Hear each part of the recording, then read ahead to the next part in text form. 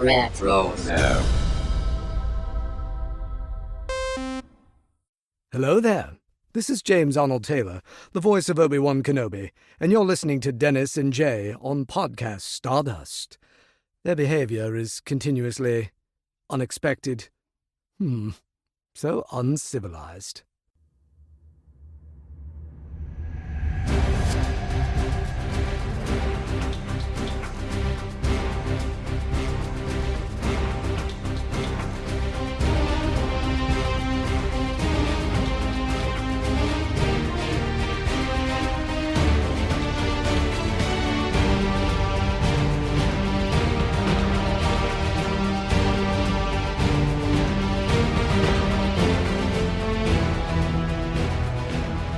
Welcome to Podcast Stardust. This is the fully armed and operational podcast dedicated to Star Wars news, reviews, and discussion. I'm Dennis Keithley.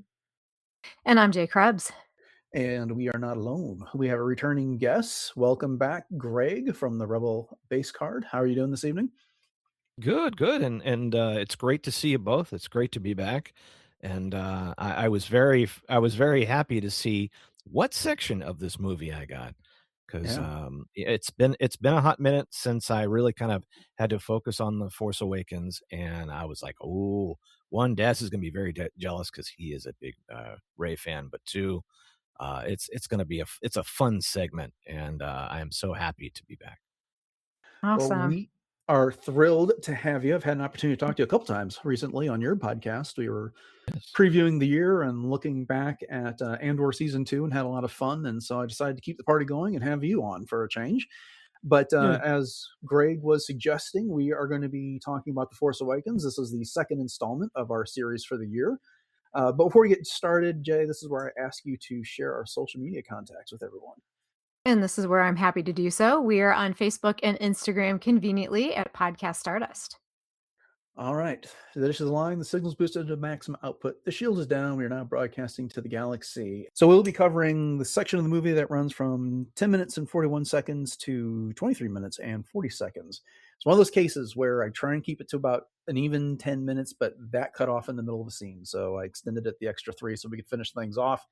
But we're going to meet Rey. We're going to have Finn and Poe attempt to escape from the Star Destroyer, and a lot of good stuff happening in this segment. But before we get into that, Greg, we start these episodes by asking our listeners a few questions about their experience with this movie. But when it comes to The Force Awakens, this was the first movie they released after the acquisition of Lucasfilm by Disney. So the first question I have for you is, where were you when you heard that Disney has acquired Lucasfilm and is going to be making new Star Wars movies, and what was your reaction to that? It's tough because I don't have a forensic pinpoint for this. I remember probably seeing it online, but I think that maybe speaks to more of the fact that I was not connected to the greater Star Wars fandom, and really how out in the outer rim I was. I think we talked before. I remember when I was covering tech, I was blogging tech when Disney bought Marvel. And I do remember because that happened almost just right before I started at Apple. And, I remember even talking during my interview with the store leader about, like the mouse acquiring Spider-Man. But, it gets a little muddier when I think about, when Disney bought Star Wars. I remember, it was a lot of money, and I remember being, happy that, Disney had the kind of pockets to support what Star Wars could be. And, having gone back, I'm an OG, like you folks, and, I could take Star Wars all day, every day, but, to see the story pushed forward was very exciting. And, it's a fun lead up, I also remember when Star Trek Generations came out about, we were seeing the next gen folks transition into movies, but they still had the original characters, and kind of how sort of it was a little muddy. I mean, it was a good story, but there was just a lot of people they had to give screen time to. And I think, it's probably one of my bigger memories of not only that, but when the Force Awakens was announced and what was going to be in it, I'm like, man, that's just a lot. It's a lot of characters, and they have a lot ahead of them. But in a lot of ways, I was very happy how they pulled this off. Mhm. Awesome. Well, our next question then is obviously The Force Awakens was the first movie in many, many moons for Star Wars. And so there was a lot of hype, there was a lot of, fan talk, that kind of thing. So what was your favorite theory or bit of hype leading up to the movie's release? Any rumors, the trailer, any piece of media that you saw that you remember? What really stuck with you? I remember really liking, the cast photo where they're all kinda sitting around, and you're just kinda like going, "Wow, this is really gonna happen." And I remember seeing, and I'm like, now I'm getting goosebumps, um, the trailer when, you have Han Solo and Chewie going, "Chewie, we're home." And that really does hit because Han Solo is one of my favorite characters, um, and then, yeah, I remember, like, this bringing it to cards, right? This really kinda brought me back into trading cards because I was at a Target and I saw the Journey to the Force Awakens, and they had the promo cards, but, the whole series of the Journey to was in the classic Starfield of 1977 blues, and, then finding that, like, Walgreens had an exclusive, Walmart had an exclusive, that kinda got me back into it, and I collected so many of those cards, because I had no idea of what the hobby was going to be presenting to me later on. But that kinda got me excited. So it kinda felt like, man, we're starting over. And, BB-8 looks cool and Kylo Ren looks cool, and you got Finn and all the hullabaloo about Finn, taking his helmet on, like, "Oh my gosh, an African American stormtrooper, like, what is all this?" And all that, and just like, we don't know. And, it was just really it felt like there was gonna be a thing happening, and I know that, I wasn't in the States for the Phantom Menace, but I can only imagine it was probably something like that, where there was just such a build up to the movie being released, and we were all excited to go see it and Mhm. take my family to it for the first time. Oh, yeah. That's awesome. All right. So tell us about your first viewing. Who'd you go with, and what was the reaction? Most likely, I would have probably taken, so let's see, if it's 2015, my son I would have taken my son I probably would have taken the entire family along because I kinda made a point years back, probably starting with the OGs, that I would see him. I'd try to see him at least 3 times in the theaters. But I'd say I would probably the family was with me the first time just be for logistical sake, because then Mhm. it's, like, easier to get out. I was like, "Alright, we're all going here, folks." And then later on, sometimes they're going, "What, you're gonna go back and see it again?" Now it's kinda funny. We were talking just recently about the Mandu Grogu movie, and my mother, who stays with us now, she even she's seen a couple episodes, and I was like, "You know what? I think let's take you to one of these." And she's like, "Yeah, let's do it." And I'm like, that's the kind of thing where it's like, yeah, that's the kind of spirit I want. Now sometimes it's like getting everybody, especially if it's a Star Wars movie, they're like, all right, we got to go to another one. The old man's dragging us to another one. But I think back then, I think there was some excitement because I remember taking my son. His first movie was Attack of the Clones. He was like months old. We didn't last very long, and he was probably 4-ish. We went. I remember that one because we went to see Revenge of the Sith on Father's Day because I have the poster, the "Who's Your Daddy?" But it is kind of Nice. funny that, like, I don't really have we probably saw it near when it debuted because I wanted to see it right away. But yeah, I think it's kind of funny because some of that we were so precise on where we were when we saw it.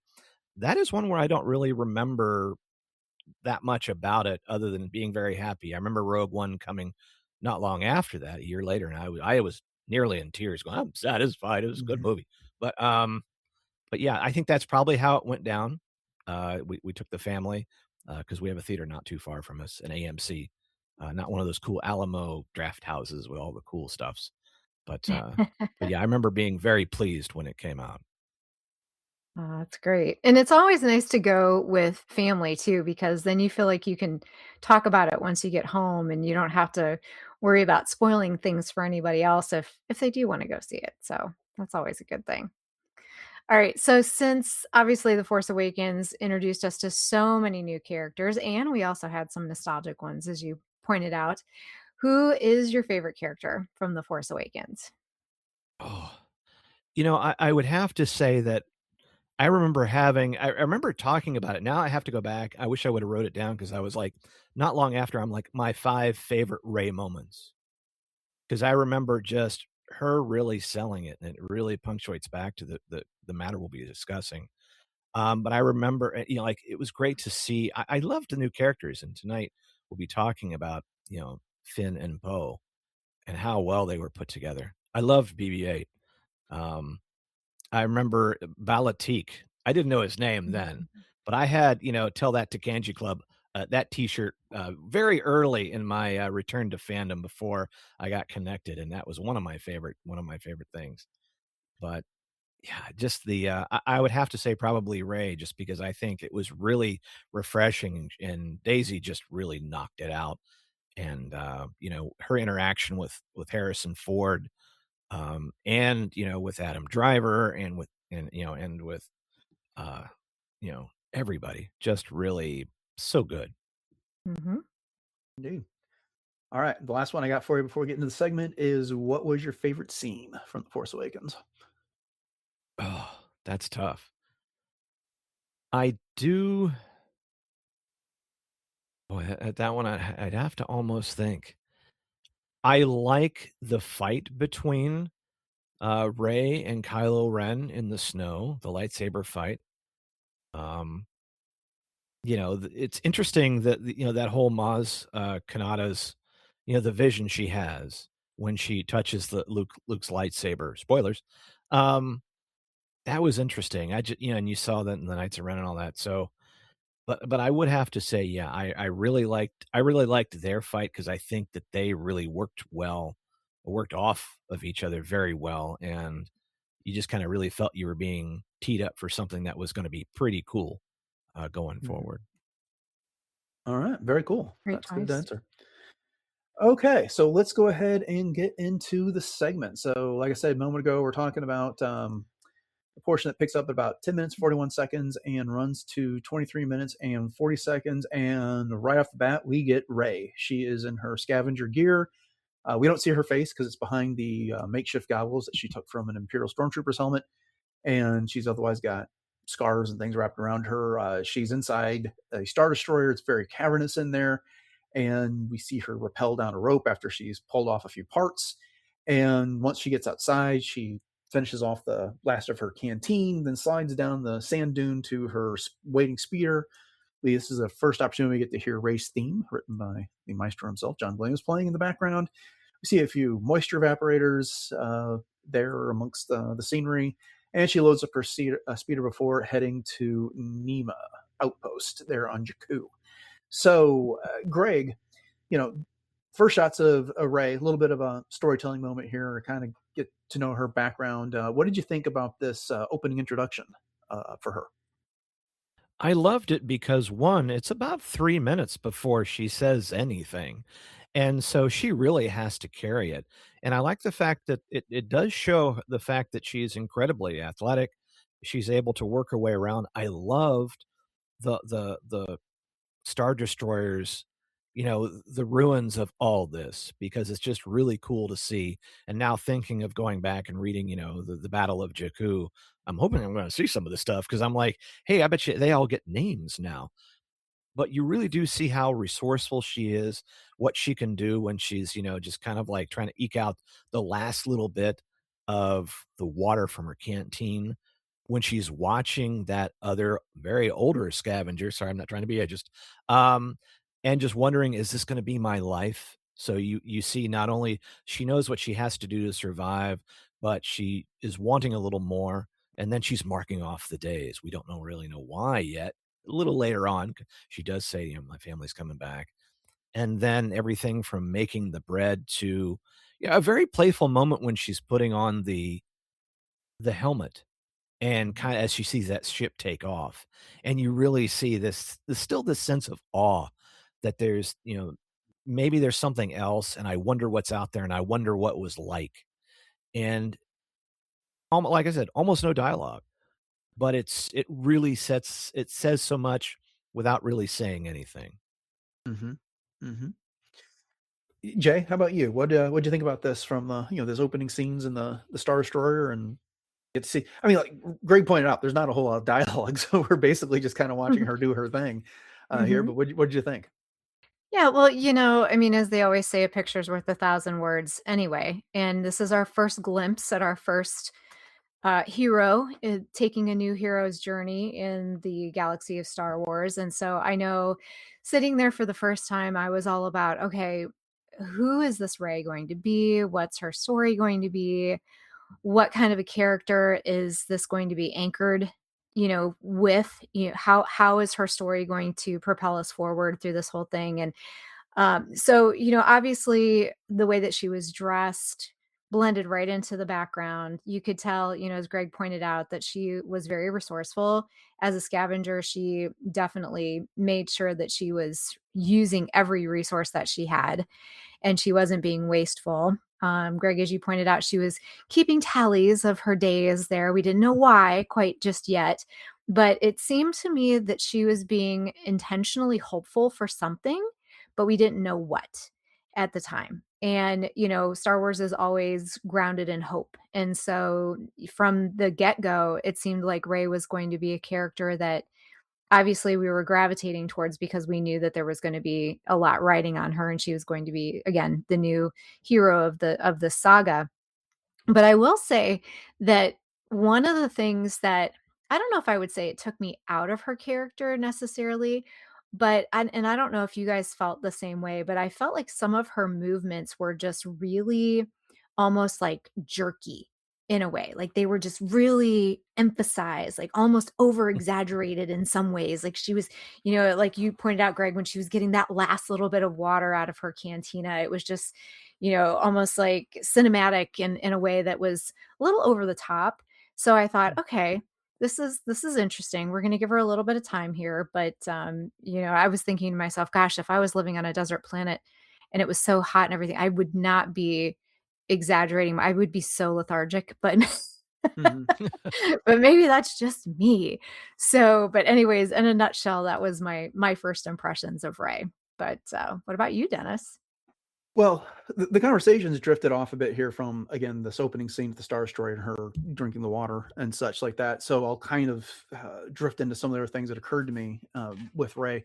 Is that, yeah, so she is our, she hasn't had her hero's journey moment where she's got the call to action, so to speak, in this situation. We're just getting to know her. But the contrast is like when we meet Luke, of course, he's a kid on another desert planet, and we just kind of see him going about his day. But of course, he's surrounded by his loved ones, and it is for him, it's I can't leave them. They need me. This is what's holding me back from going on an adventure and following my dreams. Meanwhile, it's the absence of family for Rey, is what we're going to find out here, which keeps her pegged to this place. She does not want to leave because she's waiting on somebody. Conversely, for as much grief as this movie gets from time to time, just being like a remake of A New Hope, I think it kind of ignores some of the details in that regard, in that, Rey has got a different motivation than Luke did. And so that's what occurs to me over these opening scenes that we get with her. I kind of like this like willful naivety that she has, which, we, as Greg was pointing out, when we finally get to see her go home to her fallen, the AT that's corroding there in the desert, and she's built a home inside. She makes her food and then she goes outside and eats it all up and licks the plate and then puts on her X-Wing helmet and is just kind of like looking around, just kind of enjoying being her. And then later, after she meets BB-8, so I'm really skipping ahead, she's this enthusiasm and this belief that her family is going to come back for her, all evidence to the contrary. I mean, it's been years and years and years and years. I mean, she doesn't use like the 5 hashes, the 4 hashes and a cross hash in order to mark the days. And so it's a little hard to even get some idea of how many of these she's made over time.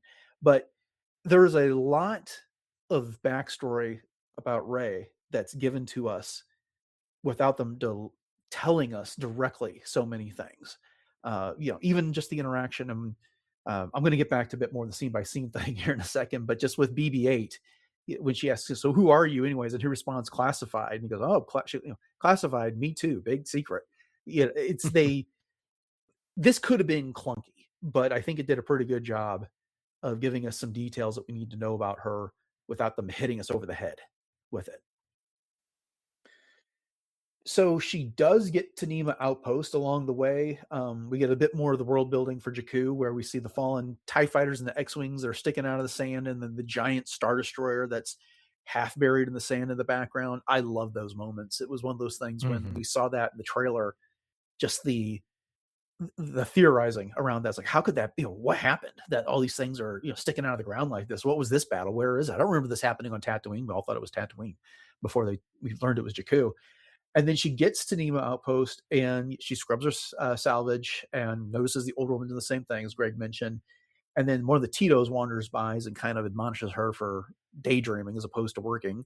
And then she goes to trade her salvage with Unkar Plutt, who offers her a quarter portion for what she's come up with. Now, we don't know as the audience what a portion's worth, but I don't care what the context is. When you just say a quarter of something and you kind of get her crestfallen look over it, it's bad. But she doesn't complain. She doesn't argue. She just kind of goes about her business there. So, again, what do you all think about this experience in Nema Outpost, Unkar Plutt, and what we learn from that area? And we'll start with you, Greg. I don't know why I get a little disappointed when you hear from Simon Pegg, who loved Star Wars, wanted to be in it, and was Unkar Plutt. But the only thing is that it's almost like Daniel Craig later on we find out was a First Order trooper, where it's like the voice I couldn't tell. It's like outside of hearing that you were it, cool. But it is interesting. I remember just in kind of looking at it, you go, one, we see a power droid, and so you're like, yes, we see a gonk droid. There's right there. I'm very happy about that. But it's an interesting, how long has this outpost been up?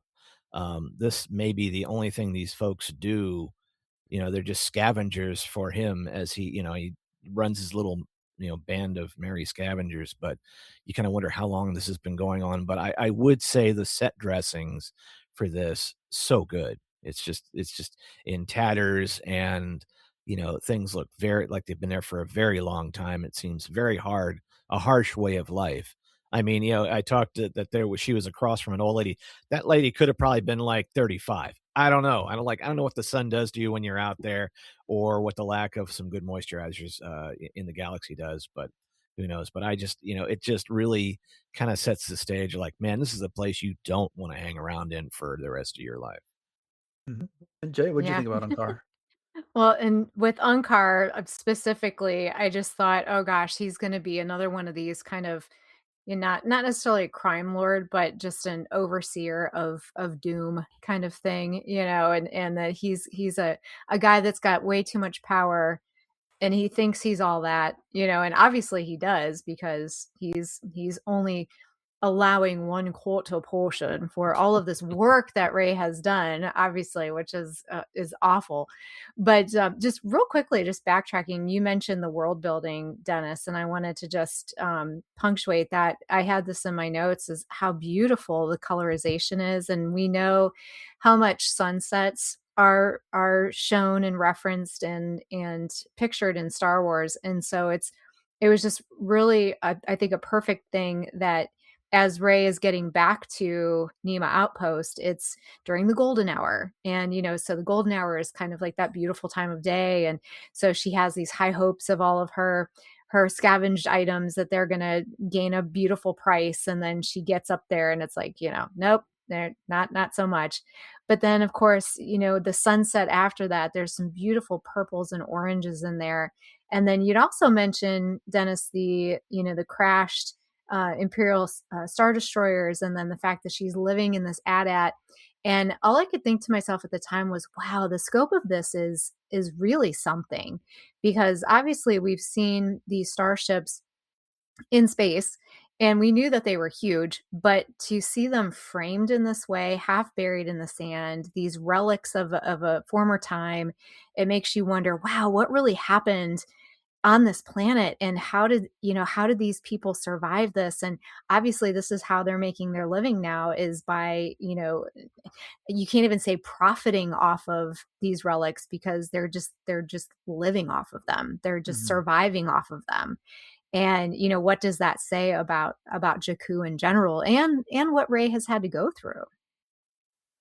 Yeah, yeah, definitely. It's the we were talking about the Darth Bane book the other day, and there's just, the same thing was happening there. The miners were basically working their fingers to the bone Right. just to survive. They weren't making Mhm. profits. They weren't building a future or anything like that. They were, and the same thing is happening here. Is that we can see that Unkar is taking advantage of them. I can't remember what the source is, but I think the source of all these dehydrated portions that he's doling out as compensation for the scavenge, the salvage that get brought into him is like some freighter crashed on the planet, and he got those, and that's how he's portioning things out. And Mhm. there's a tie-in book that was part of the path to the Force Awakens. It was a middle grade book, but it kind of told this backstory of Rey, how she uncovers the sand shifts, and she finds like a mostly intact ship, and then she goes and recovers an engine and puts it in there. But Mhm. she naively trusts a couple other people, end up stealing it with her. But she had these great dreams of trading the ship into Unkar and getting 2,000 portions.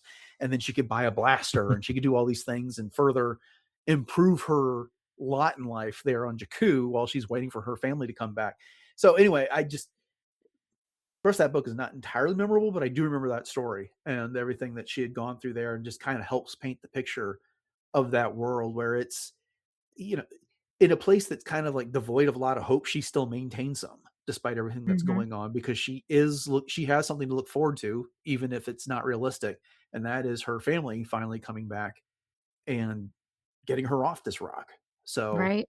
yeah, Right. Yeah. And that's what I meant by intentionally hopeful, as yeah, Greg pointed out with her, putting on the helmet and everything. I mean, she could be, at the end of the day, just being like, okay, I got my green bread, time to pull the wool back over my eyes and go to sleep. But no, she goes out, she watches the sunset, she's putting that helmet on, she's, just kind of bebopping around, and she's still a dreamer. And yeah. and that's just it's so endearing about her.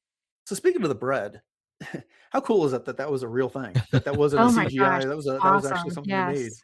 Oh, wow. So were you not aware of that, Mhm. Craig? I was not aware of that.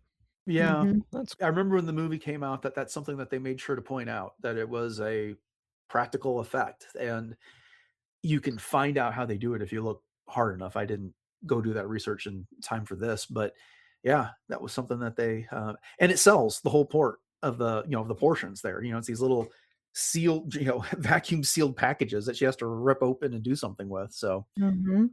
Yeah, I believe it okay, was a fast-acting, baking soda or baking powder kind of thing. Because I okay, know when I was teaching my oh, kids wow. at school, we did a kind of a mug version of that in the microwave, and there was an exorbitant amount of, like, baking powder in it. So it makes it yeah, very salty, which I guess is probably good for electrolytes on a desert planet?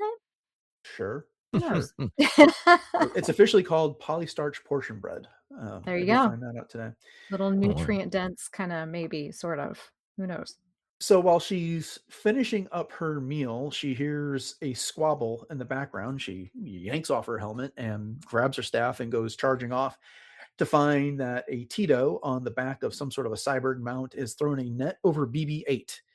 And it's kind of interesting. The way the scene plays off is that Ray intervenes in this, not so much because she wants to protect BB-8, is that Tito dared, like, poached on her territory.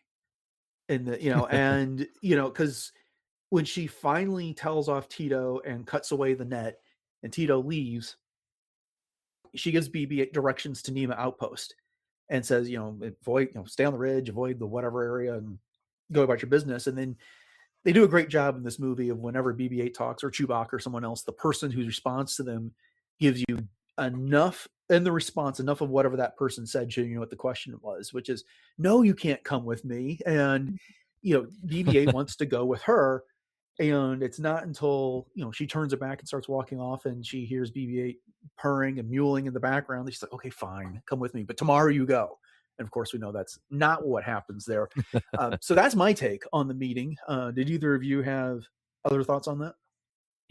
Going back to what, Jay had said about, a slight taking you out of the film. I think when she speaks, and I forget whatever language they're speaking, 'cause I think is amongst the first lines of dialogue, it kind of takes you back aside and you're like, you have to kind of get past like, oh, fake language. And you're like, no, no, no. Just kind of roll with it.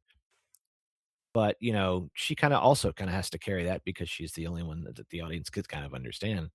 But I think what's really great now is to kind of sit there and look and go, where's Brian Herring? They did a really nice job of getting Brian Herring out of that.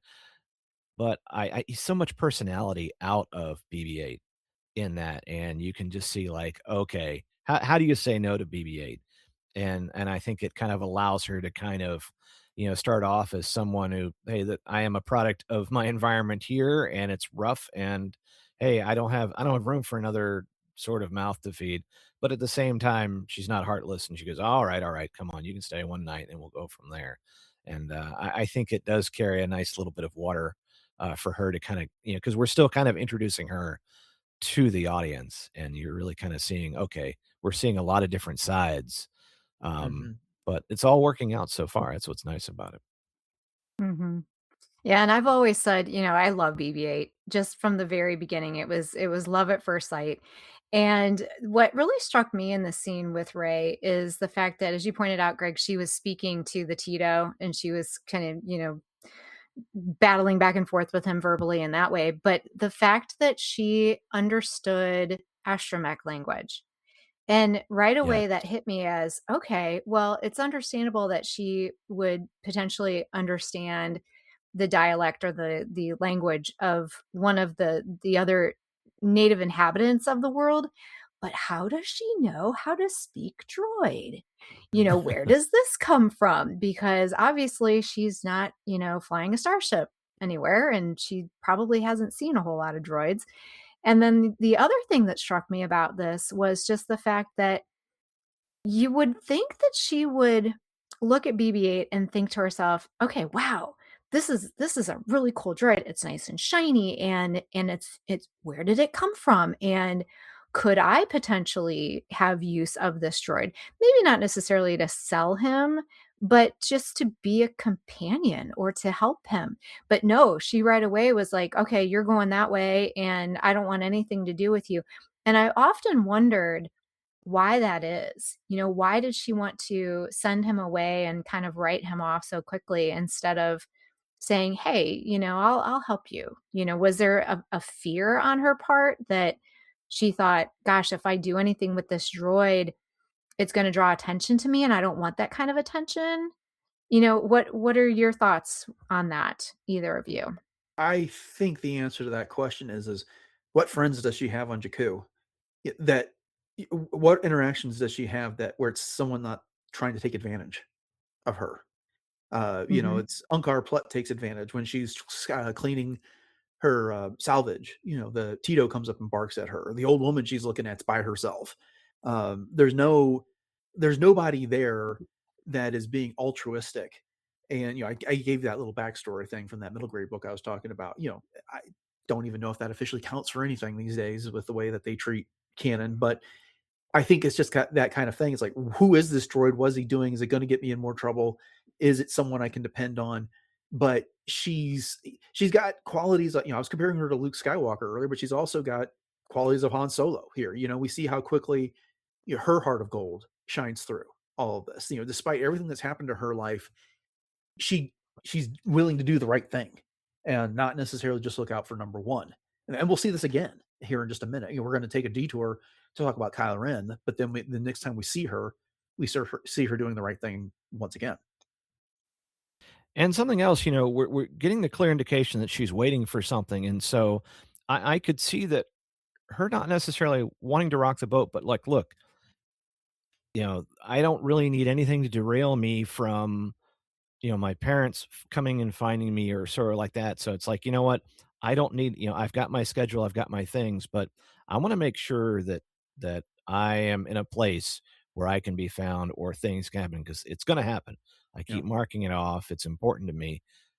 Even though I've been here a long time, that man, I don't need the distraction, I don't need the headache because I got there are people that are coming back for me, and Mm-hmm. want to make sure I'm around when that happens. And Mm-hmm. not to mention, when he asked, "Who are you?" She asked, "Who are you?" His response was, "It's classified." And so it's just like, well, do I really want to get tangled up in something here? I think for her, with that, from that perspective. So, uh, it's she's in a tough spot. I think Greg's right. It's the I'm not doing anything till I can be here. I can be at home. And when my family shows up at Nema Outpost and start asking about Ray, everybody will know me. And so they'll know to wait or to look for me or whatever. But why get involved with this droid, especially one that's up to something? So, Mm-hmm. Mm-hmm. I almost wonder if she didn't even like not believe him, because the way that she said it, she's like, classified, huh? Yeah, me too. Big secret. mm-hmm. Okay. Yeah. Or, but then I thought to myself, if she's being serious, okay, what is her big secret? Yeah. Get off my Mhm. territory, droid. So, Yeah. okay. Well, now we get our first appearance of Kylo Ren and Poe in this segment. Poe's waking up. He's trapped into his interrogation unit in that torture chamber. And Kylo kind of sarcastically addresses him. I had no idea we had the best pilot in the Resistance on board. And then he talks about how he's impressed because no one been able to get out of him what he's done with the map. And Poe, ever the cocky one, says, "Well, you might want to rethink your technique." And then Kylo uses the Force to pull this information out of Poe's head. And then Poe's trying to resist and says the Resistance will not be intimidated by you. And then Kylo runs off and tells General Hux that the map is in the droid. It's BB unit. It's back on Jakku. Go get it. Okay, there's plenty of things we can talk about here, but the thing that stood out to me the most is that Kylo uses that technique just to pull the information out of Poe's head. And this is something we don't ever see Darth Vader do. He tortures Han Solo to find out information and also to kind of encourage Luke to show up. And then he has Leia tortured in A New Hope once she's aboard the Death Star. He doesn't use any Force techniques to extract information from anyone. And the other reason why this stands out to me is that one of the things that we know is how badly Kylo Ren, once we discover that he's been Solo later in this movie, wants to be like his grandfather, wants to emulate Darth Vader, and is kind of chasing that power. But this is the second time in this movie already we've seen him use Force powers that we never saw Vader use. Mhm. He froze the blaster bolt at the beginning of the movie, and now he's using the Force to extract information out of his prisoners. I mean, he tortured them anyway, but which is kind of weird when we think of someone who's ultimately going to get redeemed. But regardless, what do you all think about this scene and this interaction between Kylo and Poe? Well, it's our second interaction, so we all know that Poe is a smart aleck, and he doesn't fear too much. But I do like their interaction, and you love learning new Force powers. And in here, you see it's quite dense. I mean, you've got a really big close up of Poe there, and then once he's kind of finished with them, it's kind of funny now looking back at the Force Awakens of how serious Hux is here, and oh, you got a hard road ahead there, General Hux, General Hugs, I should say.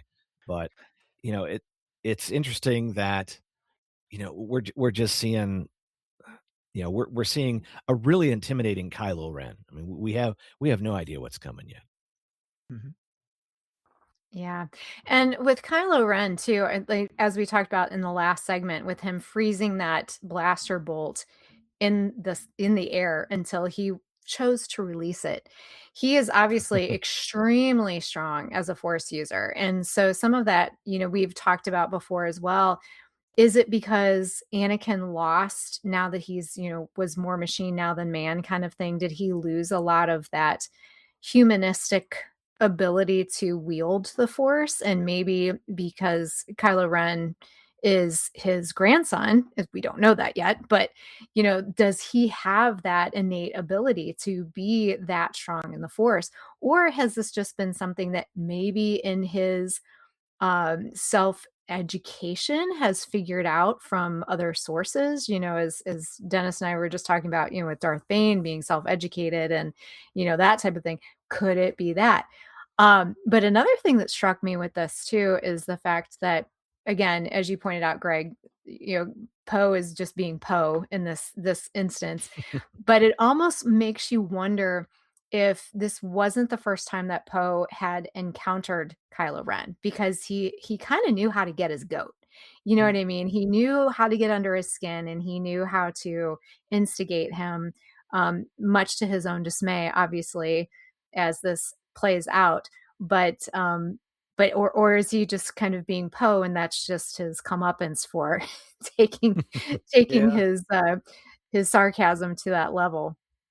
Yeah, I think this is just Poe being Poe. I mean, thinking of the beginning of The Last Jedi when he's about to attack the dreadnought and he has that message for General Hux. And he's pretending like he doesn't understand that that's Hux that's actually there. And it's like, yeah, I'll hold. Love that scene. And, Yep. he passes just on that message, it's about your mom. And then all of a sudden, Hux is open fire. So I think this is just a skill of Poe's. He knows how to get under people's skin in this situation. And he uses words like this, in this talk back as a defense or as an offense at times as well. So it doesn't get Poe off of his game, but I just don't know that Poe knows any other way. So for sake of time, I'm going to go ahead and start moving forward here a little bit. Back on Nema Outpost, Rey just, has already given up on the, tomorrow you go, and she's at Nema Outpost with BB-8 and encouraging him not to give up hope. He still might show up, and she knows all about her waiting. This is kind of the expo that we were talking about here. Her family, they'll be back. And then once again, Unkar Plutt takes advantage of her by only offering her a half portion for all 5 pieces that she brought in, when the previous week they were worth that each. And then he offers to buy the droid BB-8 for 60 portions. And she considers it for a second. And you could see just her reaction to that. That's more than she's probably ever seen at one time in her life. But she rejects the offer. The droid's not for sale. She does the right thing. And then she leaves, and Unkar calls someone to tell them to follow Rey and get the droid. Okay, so we learn a lot in this little brief, it's not even a minute long segment, that Rey is someone who's going to do the right thing. She's not going to fall for temptation in this regard. Unkar is as greedy as it gets, and I suspect he deliberately reduced the value for that those things were worth to try and tempt her into taking his offer for the droid. And then she wanders off. But, other observations that either of you have about this brief scene? I do kind of like, watching her reaction, and the heart starts racing, and she's just kind of looking at that, and just kind of going back and kind of watching her facial reaction to it, and just Daisy just doing such a great job here, because what would happen if you were given something for something that you probably know is I probably shouldn't, but you can see it racing across her mind, in real time. It's like, oh man, this is it's changing, but it's amazing to kind of watch that. And like you said, in such a short amount of time, a lot of emotions, a lot of processing. And, thankfully for BB-8 and us, she does the right thing. And Mhm. we learn so much about Rey right off the bat. I mean, we know she's, like we said, she's hopeful. She has integrity, because obviously the fact that she didn't sell BB-8 speaks volumes about her. And Dennis, earlier you were alluding to a comparison between she and Luke Skywalker, and the fact that they were, both on desert planets and they had these goals. But I feel like Rey's goals are rooted more in empathy and compassion, and Luke's was rooted more in ambition and, Mhm. trying to get off the planet and kind of leaving things behind, where Rey was searching for things. So there's a contrast there too. Indeed. Indeed. All right. So now we got a whole lot of action here with Poe and Finn's big adventure.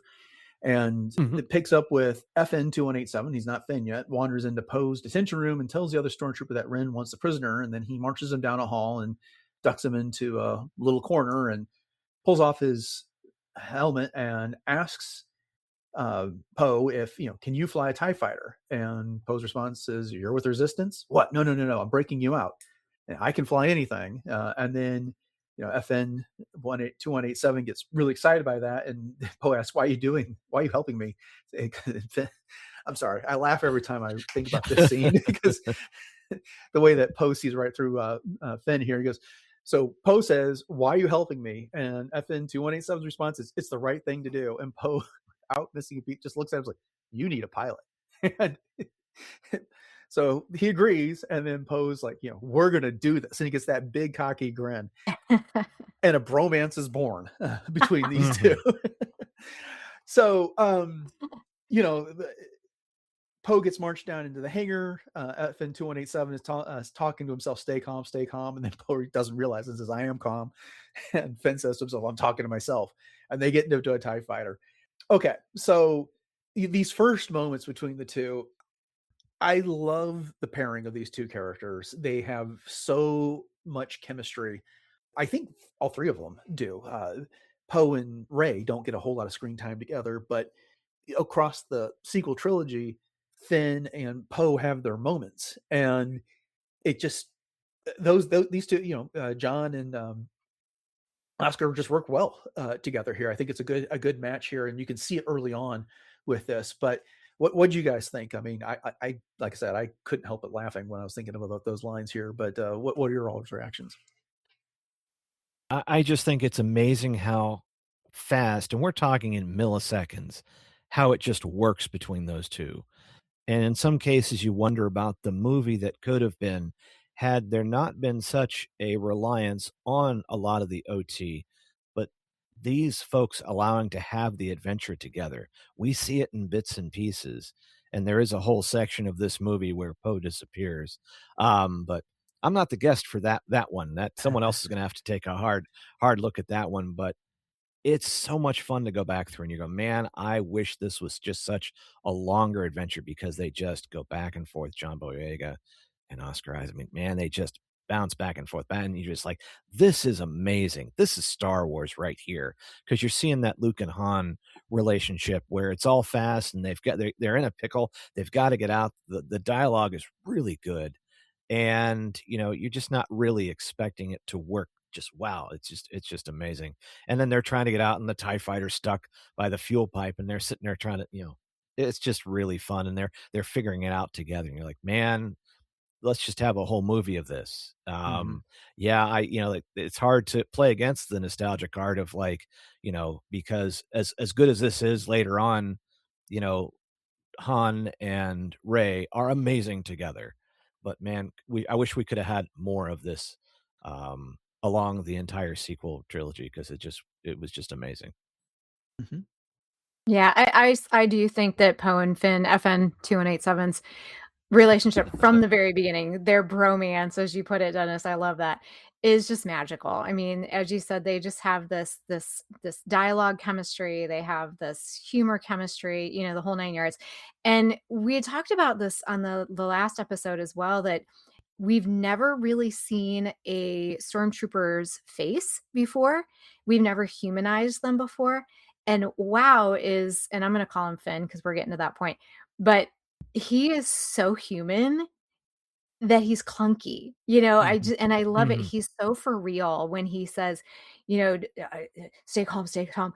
I am calm. No, I'm talking to myself. So he's realistic, and he knows that he's got to do this, and he's so sincere. When he looks at Poe and says, "Because it's the right thing to do." Poe just immediately knows, okay, this guy's for real. He needs to get out of here. And also what's amazing to me is the whole idea that with Finn, it's almost a nature versus nurture thing. He's got choice versus conditioning. You know what I mean? So his choice is to do the right thing versus the conditioning that he's always known. Like, he's never had a name, but yet he's choosing the right thing to do because he knows it is. And that just speaks volumes to me as a character.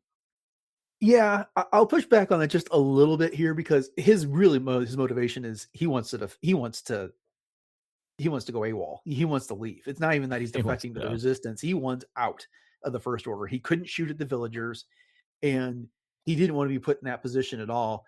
Poe is his ticket out of here. He needs someone that's going to fly him away.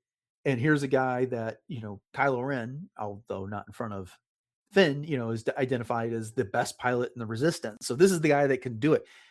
I don't doubt that he does have good intentions, but later in the movie, he doesn't want to go fight the First Order. And so when they get to Maz Kanata's palace, he's looking for a way out there. And he, later when they go back to Starkiller Base, it's all about rescuing Rey, not necessarily taking down the First Order. He comes around. This is his arc throughout the movie. And this is kind of like where the seeds are planted for that arc, where there is something that's bigger than him that he's got an interest in looking out for. And it doesn't actually get fully resolved in this movie. It's The Last Jedi where it really Right. germinates and sprouts, that he crosses over, when he's trying to escape from the Resistance ship, the Radis, and Rose catches him in the act. And then it's over the course of that movie that he further develops this idea of fighting for something bigger than him. Yeah, but at this point, that's what I'm saying, though. It's because Yeah. we don't know what's happening further down the line. He Mhm. just witnessed all of this happening at the village. Like, yeah, he wants out, but he feels that it's the right thing to do. So at this Sure. point, that's the keyhole that we're looking through. Mhm. And it So also they is a get nice, Oh, go ahead. interesting parallel. Sorry, I didn't mean to cut you off. Interesting parallel between this and the opening scenes of Andor season 2, where, Cassian is talking to that young defecting Imperial engineer and, who's afraid to even look at him because, "Oh, I was told not to look at," and, where he has that kind of excitement that we see, Poe have here about, "Here's another one who at least is locked in, he gets it. She Mhm. gets it," and it's kinda fun now if you kinda compare those 2 scenes about like, yeah, this is what it's all about, and, I'll see you down the road, as it were, Yeah. but it's fun. It was fun to revisit that, but when you see in this and you just see them lock eyes, you go, "Man, yeah, total bromance here. It's gonna be great," and I think they'll be okay in the long run. Indeed. So now they're in the TIE fighter, and Poe gives Finn a crash course on how to use the weapons, and they start to take off, and boing, they get stuck on the cable that's still attached to the ship. And Finn starts shooting up the entire hangar as they struggle to get themselves free. They do. The ship moves faster and has more maneuverability than Poe anticipated. They immediately develop some chemistry there in the cockpit with how to line up shots and take them. And in the midst of all this, after Poe is instructed to blow up as many of the cannons as they can, he asks him, "Hey, what's your name?" And FN2187 responds, "My name's FN287." FN, what? Well, the only name they gave me. And so he said, "Well, I'm not calling you that. FN. I'm going to call you Finn." And so, and Finn likes that. So again, the bromance here is now moving into its toddler phase, as they have, it was birthed just a moment ago. And now they've got names for each other. They know we're good to meet each other. And they continue to take out cannons, and then the ventral ones come online, and right as they're having their first argument, they're heading back to Jakku so that Poe can get his droid, because it has a map that leads straight to Luke Skywalker, and Finn just wants to get out of there. It's like, we can't go back to Jakku, we got to leave. And then they get shot down. You got to be kidding me. Boom, there we have it. There it goes. So I collapsed like the last 4 minutes of this 4 or 5 minutes of this segment into that inartful 30 seconds of description I just gave y'all here. I love the naming, Poe giving Finn a real name, something that's more of an identity than a serial number, so to speak. But what other observations do either of you have about this segment? Mm. Just that it feels, like George liked fast things, and it feels very fast. And, it's interesting when you see the tie go back through and they take out those cannons. It's very reminiscent of when Poe is taking out the ones in The Last Jedi on the Dreadnought. And you just see just a skosh of his flying, as we'll see later on in The Force Awakens. Yeah, one of the best pilots out there. But just once again, they just work off each other so well, and you just under this, you really feel the tension of this because it's just going at a mile a minute, and just as soon as they kinda get things going, the TIE fighter gets shot. Um, but a great scene as this, last freeze frame has them, I see, I see, you know, Finn to the front, and then I see just uh, Poe kind of looking around, and I hadn't really even kind of noticed, you know, because it goes by so fast, and it's been fun to kind of freeze frame some of these shots because the cinematography and the way these things are captured. Uh, can't say Mhm. enough about how gorgeous this movie is, especially early on, just in the scenes that we have, just from the sunsets to the space battles to, you know, to the open desert and the bombed out imperial ships. I mean, just can't say enough about how gorgeous this movie looks. Mhm. Yeah, it's truly gorgeous, and you were saying about, George Lucas, faster and more intense, wasn't that what he always said? And, getting back to what you said too, Dennis, I mean, just giving FN2187 the name further humanizes him and makes him feel like he's someone. He's not just a number. So I think Mhm. that's definitely very important. But a couple quick hits also, um, when Poe says, "Wow, this thing really moves," it was another kind of surprise moment for him, kind of like in the last segment when he gets onto the ship and he looks around and he's just like, "Whoa, like this place is huge," kind of thing. So it's just another way that I think maybe I don't know if I want to necessarily say that the resistance is kind of maybe underestimating, Mhm. what's going on with the First Order, but perhaps. But I loved getting to see things like the targeting computers and just the way that they were utilizing the cannons and things and the lasers and stuff on the TIE fighter, because I mean that's Star Wars DNA, and I just Yeah. love the fact that it's continuing to be the same that we've seen since 1977, and it's not something that they ever felt like, oh, we need to change this or improve on this, because it's perfect the way that it is. And the other thing that really struck me on this is just the fact that Kylo Ren knew right away which stormtrooper it was that defected with Poe. Yeah. When Hux told him about it, he's like, it was FN2187. He just knew right away. And so there was some kind of a connection that Kylo has had with Finn the entire time, just kind of seeing what he's all about and kind of like, yeah, I see you, dude, kind of thing. And now he knows, like, okay, this is the guy. This is the one that we're looking for. Yeah, you're right. It was that whole, when Finn didn't shoot any of the villagers there down on Jakku, and he turns around and Kylo's just staring at him. And now it's like, well, Kyle's like, well, it's obvious. If it was anybody, it was going to be this guy, who's not with the First Order program here. So, yeah, this is a great scene. I like what you had to say, Jay, about Poe's reaction, because he says, "I always wanted to fly one of these here," and we know he's engaged First Order TIE fighters at times, but engaging them in flying one or two different things. And Right. so it's just yeah, he's Oscar Isaac's a good actor. He's been good in everything I've ever seen him do. And so just he really, really helps drive everything that happens in these scenes. And again, I said it before, I'm going to gush about it again. The chemistry he's got with John Boyega here just sells this, makes it so good. The way they can hoot and holler together and celebrate when they've taken out the cannons. Did you see that? Did you see that? Yeah. And so it's just a lot of fun. This is a great segment. And we're gonna have to wrap things up here because we kind of run out of time. But I almost wish this segment was longer, so we just keep going on about this here, because we do get more John Boyega scenes here, and then he gets to meet Ray in the upcoming portion we're about to talk about, and that's gonna be a lot of fun Mhm. too. Yeah. I do have one other question, and Greg, I'll address this to you first. So when they're in the TIE fighter and Poe basically says, "Oh yeah, we got to get this droid back because he has a map directly to Luke Skywalker." It's like, you just met this guy and you're Mhm. spilling the beans like all over the place. Do you really think that's such a good idea? I mean, I know he's helping you get off of the ship and he's got the whole connection thing going on, but did you think that was a little preemptive on Poe's part?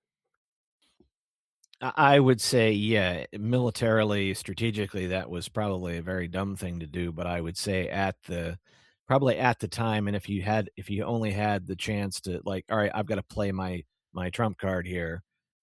I've got to, that's what it is. We've come this far together.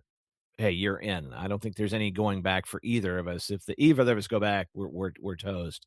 So we might as well just lay all our cards on the table. But yeah, it's a little odd that they say that, because even later when how close Finn keeps it to the vest, when he's dealing with with Ray and with Han until Han figures out he's wearing the wrong boots. Um, that yeah, it was a lot to kind of flash down. You're like, but okay, we've I guess in the plot convenience playhouse, we got to move things forward, Sure. and Right. everybody's got to be on the same page here. Mm-hmm. Dennis, I what did guess you my think? yeah, my take on that is what did Poe have to lose? I mean, for all he knew, Finn knew about the map because that's why the First Order showed up at Jakku in the first place was to get the map Mm. from Lor Santeca, and Mm-hmm. Poe just happened to be there. And the other thing about it is that Poe told BB-8, "I'll come back for you," and Poe probably doesn't believe he's got the time or the opportunity to leave at this point and come back. No, that's exactly what happens. He ends up having to leave, and we don't get that here. It's in the novelization for this book, but he's taken this chance to go get BB-8 and get off world before the First Order can get to him, and of course he didn't plan on getting shot down, so that further complicated his plans. But Yeah, just a little. yeah, all right. Okay, well, that brings us to the end of the segment. Greg, thanks for joining us once again. This was a lot of fun. I'm glad you could make it. And we were talking a little bit about Rebel Base Card at the top of the show, but why don't you remind everybody about your show and where they can find you and what you got going on? Once again, I just want to thanks for coming on. I love how you guys do this, and I guess a little bit of our second breakfast kind of takes a page from your book where you can kind of like work on it. You have time to chew on a segment or an episode all throughout, and it's kind of fun because that way, if people want to play the home game, yeah, it's a 10-minute scene, folks. Doesn't take long. You're going to really enjoy watching it again, and it's kind of fun because a lot of times you sit and watch these things, you'll definitely find something new, or once you kind of slow down some of these, it's been a great exercise. Um, like I said, we have been Greg Cass and I, who do the Breakfast Pack episodes, our little kind of like insert series. We've been kind of we're getting ready to talk about the trailer. But I think we just finished. Like there was the big welcome to 2026 episode that Dennis you were on, and then for second breakfast we were doing Andor season 2. But one thing I was very, very happy recently is having Mark Newbold from Fantha Tracks on to talk at length about his tenure with Star Wars Insider, which is kind of coming to a sad close here in a couple of issues. But to get a chance, because he's been writing for for Star Wars Insider for 20 years, and he's been writing since he was a kid, doing some fanfic. So Mark's been nice enough. He comes on about once a year. Last year we got to meet in person again at London Film and Comic Con, and it was a great chat. It went a lot longer than I thought, but he's just gold every time. And so those are the kind of conversations that I like having. We kind of bounce back and forth. We talk about cards, collecting, but a lot of times it's people in the community, and those are some of my favorite episodes. And as we kind of march towards, as we had Jon Dennis talking about all the great things that are coming up, Maul, Shadow Lord, and of course we've got the celebration ticket-a-thon, as everybody's going to try to be able to see how many tickets they're going to get, and even the possibility of like, what if I didn't get a ticket, I'm going anyway. Because how can you not be at the party in LA next year, man? That's the thing. But at any rate, but yeah, more great stuff. You can find me on the socials at Rebel Base Card on Instagram mainly, X, Blue Sky, Threads, and all that. And then if you want to look at Apple Podcasts or Spotify, you can just look for the Rebel Base Card Podcast. Perfect. All right. Well, again, thanks so much for joining us and helping us out with this segment. I really appreciated your input. But My pleasure. with that, we'll go ahead and wrap this up. And thank you all for joining us for this episode of Podcast Stardust and this segment in our Force Awakens series. We hope you enjoyed it. And if so, please hit the subscribe button on your podcatcher of choice. And we appreciate your ratings and reviews wherever you can leave those. You can find the entire back catalog of the show over on retrozap.com. Jay, you want to go ahead and remind everybody what those social media contacts are and where else we can be found online one more time? Absolutely. So we are conveniently found on Facebook and Instagram at Podcast Stardust. And you can always check out our plethora of Pinterest boards. We've got tons of fun things for everything Star Wars over there. and our 2 YouTube outlets, which includes the traditional YouTube as well as YouTube Music. So please head over to both of those, like, subscribe, and share those out, and let us know what you thought of this segment and if you had any thoughts on it yourself.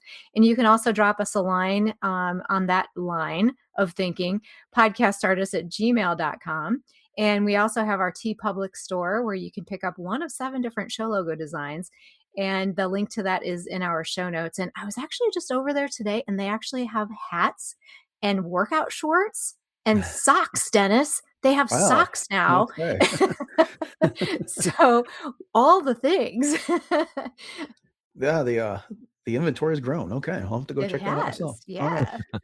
You want to remind everybody about what you got going with cosplay before we wrap it up? Absolutely. So you can always check out my cosplay on my Instagram, which is at j.snipscosplay. And most likely find me as Ahsoka or Hera or the Fourth Sister or my original concept Mandalorian. But you can also find some non-Star Wars things as well. So once again, that is j.snipscosplay on Instagram. Okay, well, upcoming on the show on Friday, we will be getting into the week's news. And then on Monday, we'll kick off a fresh week with another episode of the Clone Wars in our rewatch series. So with all that, thanks for listening to episode 1004 Podcast Stardust, everyone. Have a great rest of your week. And until next time,